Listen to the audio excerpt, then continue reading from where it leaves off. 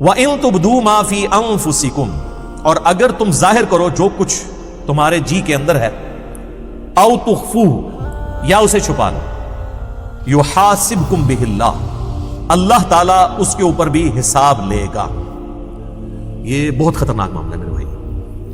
یہ قرآن حکیم میں ایک ایسا مقام ہے جہاں پر اللہ تعالیٰ نے دل کے گناہ کے اوپر گرفت کرنے کا بھی اندیا دیا ہے۔ یہ چند آیات میں سے ہے جو قرآن حکیم میں جن کی تفسیر بڑی مشکل ہے اور اس کے بارے میں کافی اختلاف پایا جاتا ہے۔ اب بخاری مسلم کی کئی احادیث ہیں، مثلا بخاری اور مسلم دونوں میں ایک حدیث ہے کہ اللہ کے محبوب صلی اللہ علیہ وآلہ وسلم نے فرمایا کہ اللہ تعالیٰ نے میری امت سے جو دل میں آنے والے خیالات ہیں نا، ان سے درگزر فرما دیا، جب تک کہ وہ اس پر عمل نہ کر لیں یا اس کو اپنی زبان پر نہ لے آئے۔ یعنی جو وسوسہ دل میں آیا، گناہ کا وسوسہ یا بدعقیدگی یا کیسی بھی چیز، کوئی شیطانی بات، جب تک اسے ایگزیکیوٹ نہیں کر لیتے پریکٹیکلی یا اپنی زبان پر نہیں لے آتے، تو اللہ تعالیٰ نے میری امت سے اس کو درگزر فرما دیا۔ اب یہ حدیث بخاری میں بھی ہے اور مسلم میں بھی، ظاہر ایک مضبوط حدیث ہے، ٹاپ آف دا لسٹ 2 کتابوں کے اندر ہے۔ تو اس حدیث کی بنیاد پہ بعض مفسرین کا خیال ہے کہ یہ آیت ہی منسوخ ہے قرآن کی، کہ جی اللہ تعالیٰ دل میں آنے والے گناہوں کے اوپر بھی گرفت فرما سکتا ہے، کیونکہ حدیث میں جو آ گیا کہ اللہ نے معاف کر دیا، لہذا یہ آیت منسوخ ہے۔ حالانکہ ہمیں کوئی حدیث اس بات پہ مجبور نہیں کرتی کہ ہم قرآن کی کسی آیت کو منسوخ مانیں، اور اس میں بڑے بڑے مفسرین نے ٹھوکر کھائی ہے، پرانے بزرگوں میں سے بھی اور آج کل کے بھی۔ میں نے اس کے اوپر کافی غور و تفکر کیا تو میں اس نتیجے پہ پہنچا کہ یہ قرآن حکیم کے ساتھ علمی خیانت کے مترادف ہے اگر کوئی شخص اس آیت کو ان احادیث کی بنیاد کے اوپر منسوخ مانتا ہے، کیونکہ کئی اور احادیث ہیں جن میں ہمارے پاس وہ رزلٹ بھی نکلتا ہے جو اس آیت کے اندر بیان ہوا ہے۔ تو میں کوشش کروں گا کہ میں اس کو بریف کروں اس حوالے سے کہ یہ جو دل کا اللہ تعالیٰ نے معاملہ گرفت کے اعتبار سے بیان کیا ہے، اس کے کیا معنی ہو سکتے ہیں۔ تو غور و تفکر کرنے کے بعد میں اس رزلٹ پہ پہنچا ہوں کہ یہ جو اللہ تعالیٰ نے فرمایا نا، وَإِن تُبْدُوا مَا فِي أَنفُسِكُمْ أَوْ تُخْفُوهُ يُحَاسِبْكُمْ بِهِ اللَّهُ، چاہے تم اپنے جی کے خیال کو ظاہر کر دو یا جی میں چھپا کر رکھو، اس پہ بھی اللہ محاسبہ کر دو، پکڑ فرما لے۔ اس کے 2 معنی ہو سکتے ہیں۔ ایک تو یہ ہے کہ دل کی نیت کے اوپر اللہ تعالیٰ گرفت کرے، کہ کسی نے نیکی کا کام بظاہر تو بڑا اچھا کیا، دل میں ریاکاری کی نیت ہے، تو اللہ تعالیٰ اس دل کے خیال کے اوپر گرفت کرتے ہوئے اس کی نیکی کو 0 سے ملٹیپلائی کرتے ہیں۔ تو یہ تو مسلمانوں کا اجماعی عقیدہ ہے کہ ایسا ہی ہوگا۔ اور دوسرا معنی یہ ہے کہ دل میں آنے والا ایسا وسوسہ جو جان بوجھ کر لایا جائے، یا کسی گناہ کا خیال اپنے دل میں جان بوجھ کر لایا جائے اور اس خیال کو لانے کے بعد اس کی پیروی کرتے ہوئے اس کی لذت دل میں محسوس کی جائے جان بوجھ کر، تو اس کے اوپر بھی گرفت ہوگی۔ یہ دونوں معنی اپنی جگہ درست ہیں۔ پہلے والا تو ہمیں پتہ ہی ہے، ریاکاری والا، بخاری اور مسلم دونوں میں حدیث ہے۔ بخاری کی پہلی حدیث یہی ہے، انما الاعمال بالنیات، اعمال کا دار و مدار نیتوں کے اوپر، اور یہ نیک عمال کے بارے میں ہے، برے عمال کے بارے میں نہیں۔ برا عمل چاہے اچھی نیت سے بھی کیا جائے وہ گناہ ہی ہے، یہ نیک عمال کے بارے میں، کیونکہ اس سے آگے الفاظ ہیں اسی حدیث میں کہ اعمال کا دار و مدار نیت پہ ہے۔ اگر کسی شخص نے اللہ اور اس کے رسول کے لیے ہجرت کی تو اس کی نیت اللہ اور اس کے رسول کے لیے لکھی جائے گی، اور اگر کسی شخص نے کسی عورت کی نکاح کی خواہش میں ہجرت کی تو اس کی ہجرت اس کے لیے لکھی جائے گی۔ اگرچہ نکاح کی خواہش کو بری چیز نہیں ہے، لیکن اللہ تعالیٰ کہتا ہے کہ میرے اعتبار سے جو نیکی کرنی ہے وہ پیورلی میرے لیے ہو۔ تو یہ چیز بتا رہی ہے کہ نیک عمل میں خالصتاً اللہ کی نیت ہو، برے عمل کا تو لینا دینا ہی نہیں اس کے ساتھ، کیونکہ انہی احادیث کو لوگ مس یوز کر کے ایکسٹرا جوڈیشل ایکٹیویٹیز پرفارم کرتے ہیں۔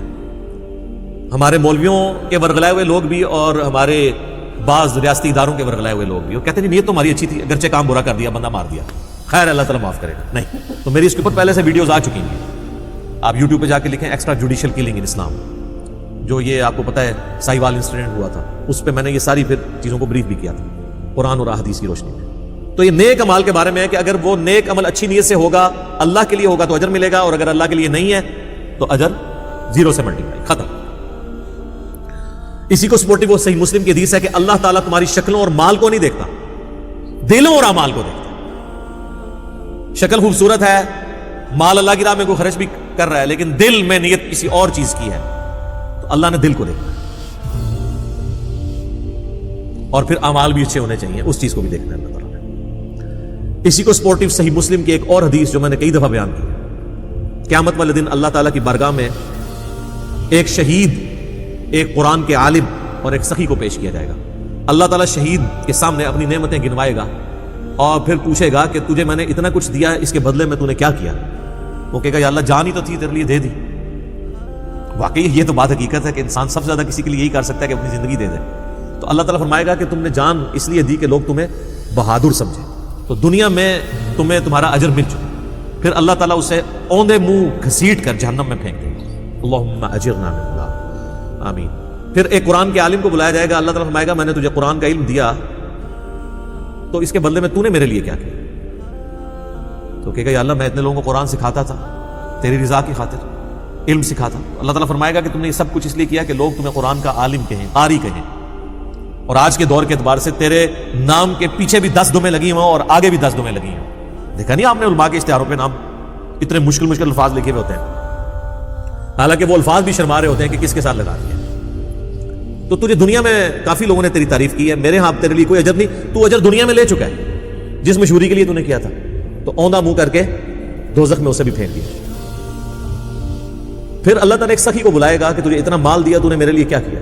وہ کہے گا یا اللہ میں نے تیری راہ میں جو موقع بھی تھا، جس موقع پہ تو خوش ہوتا تھا میں نے وہاں خرچ کیا، غریبوں پہ بھی خرچ کیا، مسجد کے اوپر بھی لگا دیا، مدارس کے اوپر بھی لگوایا، اور کئی ایک یتیم خانے کھول دیے، مسجد کی ٹوٹیوں کے اوپر نیم پلیٹ بھی اپنے نام کی لگوائی۔ آج کے دور کے میرے محلے کے نمازیوں سے بھی تو پوچھ سکتا ہے، تو لیکن یہ سارے دھوکے تو نمازیوں کو ہی دیے جا سکتے ہیں، ایون فرشتے بھی دھوکے کھا جاتے ہیں کیونکہ وہ بھی ظاہری عمل دیکھ رہے ہوتے ہیں۔ تو at the end of the day حساب تو اللہ نے لینا۔ اللہ فرمائے گا تو نے یہ جو تیرے نام مال میں گرچہ نیکیاں لکھی ہوئی ہیں، لیکن یہ نیکیاں فرشتوں نے لکھی ہیں، بندوں کی نظر میں ہے، میری نظر میں تو نہیں ہے، کیونکہ تو نے سب کچھ لوگوں سے تعریف کے لیے کیا کہ میرے دسترخوان سے اتنے لوگ کھاتے تھے، میرے ہاسپٹل سے اتنے لوگ علاج کرواتے تھے، تو میرے حضور تو اس کا کوئی اجر نہیں ہے، اس کو بھی اونا منہ کر کے دوزخ میں ڈال دیا جائے گا۔ سر یہ 3 مثالیں اللہ کے محبوب صلی اللہ علیہ وآلہ وسلم نے دی ہیں۔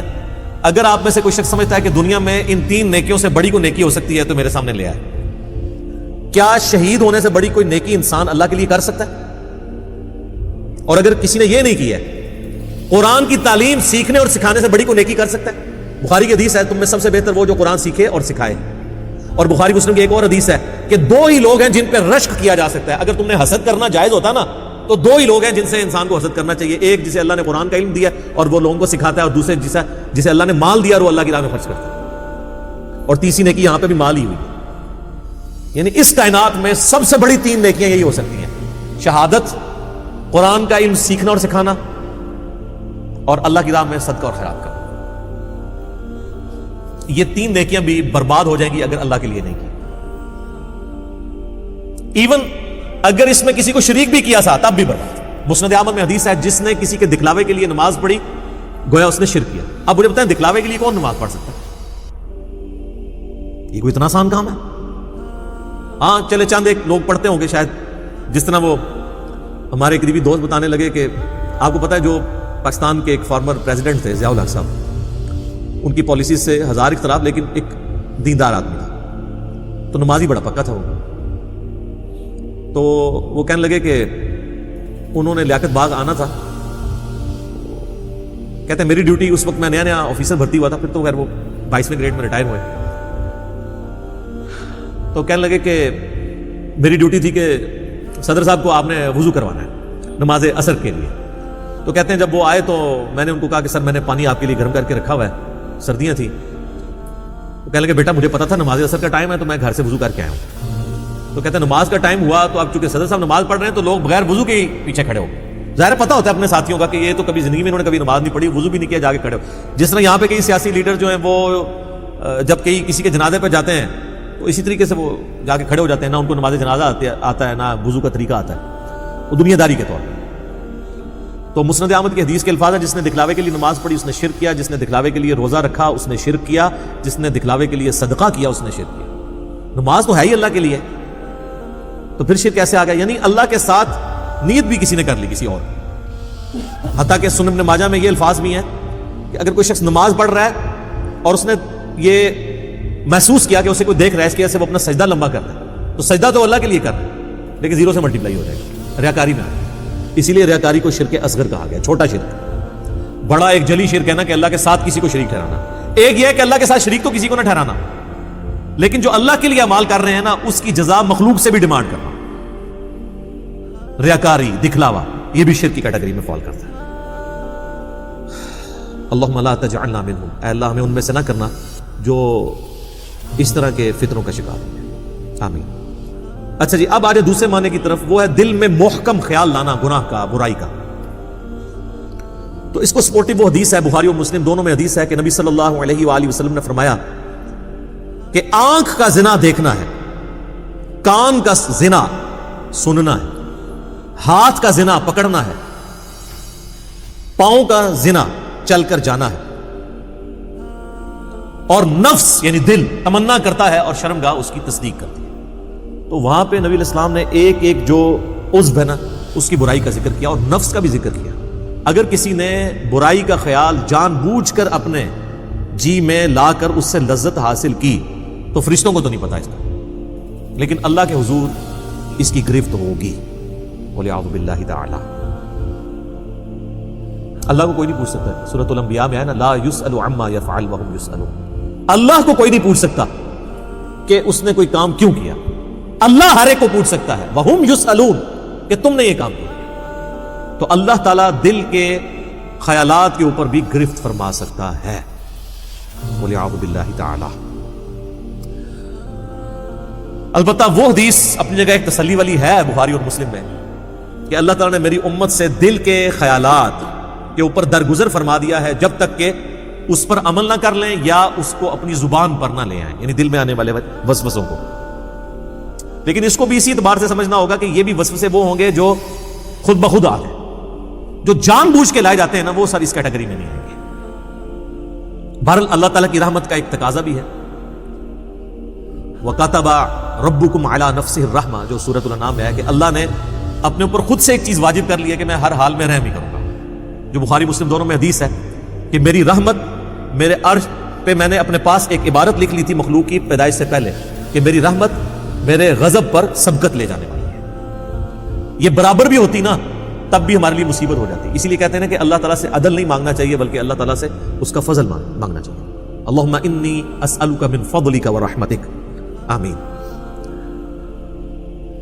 اور صحیح مسلم میں ایک اور حدیث ہے کہ صحابہ اکرام کہتے ہیں کہ یا رسول اللہ ہمارے دل میں بعض اوقات ایسے خیالات آتے ہیں کہ ہمیں بڑے بھاری گزرتے ہیں کہ ہم کسی سے اس کا ذکر بھی کریں۔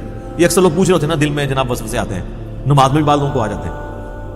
تو آپ صلی اللہ علیہ وآلہ وسلم نے فرمایا کیا تم واقعی دل میں ایسے خیالات محسوس کرتے ہو؟ تو ان کا یا رسول اللہ ایسا ہی ہے۔ تو آپ نے فرمایا یہ تمہارے ایمان کی دلیل ہے، کیونکہ ایمان کا چور کون ہے؟ شیطان اسی دل پہ حملہ کرے گا جس میں ایمان موجود ہے۔ اسی کو سپورٹیو ایک سنن ابی داؤد میں حدیث ہے، صحابہ نے کہا یا رسول اللہ بعض اوقات ہمارے دل میں ایسے خیالات آتے ہیں کہ ہمارا دل چاہتا ہے کہ ہم جل کے کوئلہ ہو جائیں لیکن اپنی زبان پہ اسے کبھی نہ لائیں۔ تو آپ نے فرمایا اللہ کا شکر ادا کرو کہ اللہ تعالیٰ نے اس کو وسوسہ بنا دیا، تم نے پریکٹیکلی ان خیالات پہ عمل نہیں کیا۔ یہ بھی ایمان کی ایک دلیل ہے۔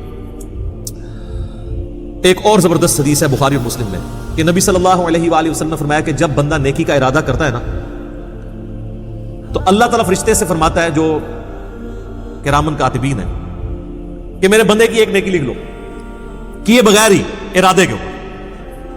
ظاہر ہے وہ اللہ تعالیٰ مطلع کر دیتا ہے فرشتے کو،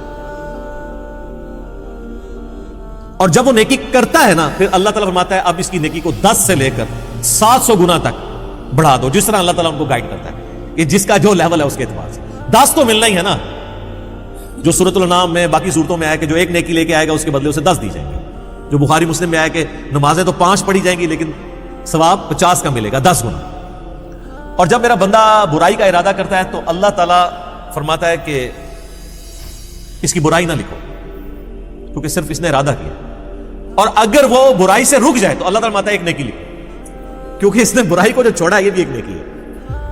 یہ ہے وہ وَكَتَبَ رَبُّكُمْ عَلَى نَفْسِهِ الرَّحْمَةَ، اور تمہارے رب نے اپنے اوپر خود سے واجب کر لیا ہے، یہ بات تقدیر میں لکھ دی ہے کہ میں نے ہر حال میں رحم ہی کرنا۔ سبحان اللہ وبحمدہ سبحان اللہ العظیم۔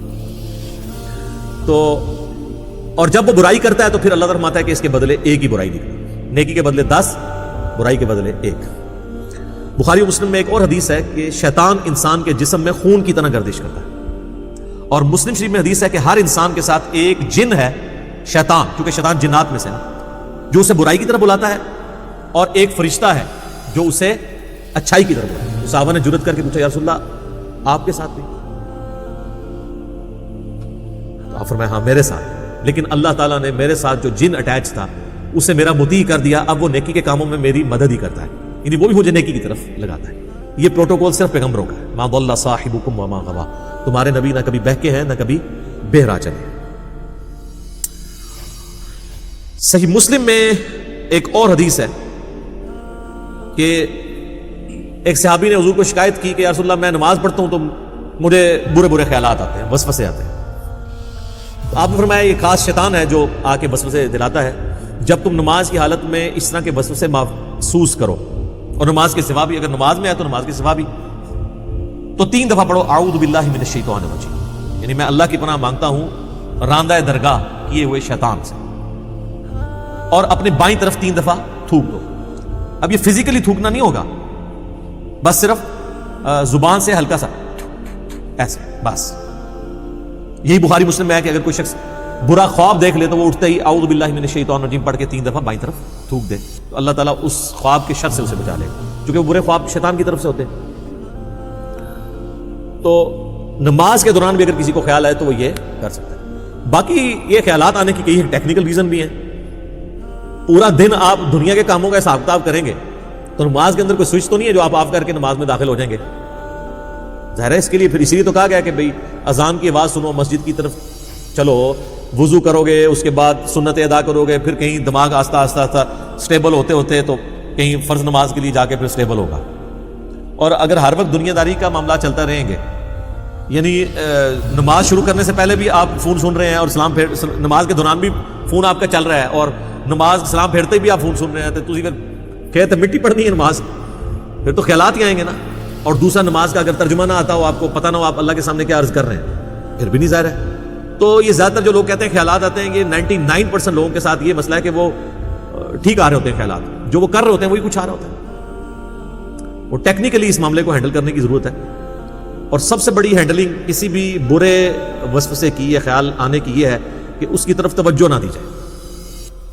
انسان کا دماغ اللہ نے ایسا بنایا کہ یہ بیک وقت کے ہی ایک محاذوں پہ چل رہا ہوتا ہے، یہ دماغ کو کوئی سوئچ نہیں ہے کہ جو آپ آف کر سکیں، یہ ذہن میں رکھیے گا۔ یہ تو ہو ہی نہیں سکتا کہ دماغ میں خیال نہ آئیں گے، بس اس کی طرف متوجہ نہیں ہوں۔ یہ خیالات پیغمبروں کو بھی آتے ہیں، صحابہ کو بھی آتے ہیں، آج میرا ٹاپک نہیں ہے۔ بخاری مسلم میں حدیث ہے نا، حضور علیہ السلام نماز پڑھ رہے تھے تو سامنے ایک رنگین پردہ تھا، تو آپ نے نماز کے بعد حضرت عائشہ سے کہا کہ اس کو ریموو کرو، اس نے نماز میں میری توجہ بڑھا دی ہے۔